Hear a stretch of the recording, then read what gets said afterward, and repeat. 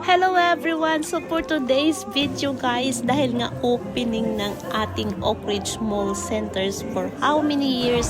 Nagsimula yata ito ng construction 2018, 2019, roughly like that. Ang estimated daw ng tapos nito, it will be 2029.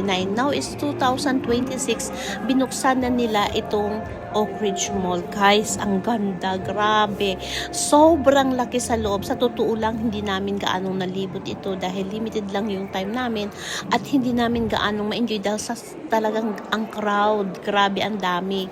So, in-enjoy lang muna namin. Silip-silip lang kami. Meron din silang bar sa loob. Pwede kang mag-enjoy dyan, umupo at mag-inom-inom.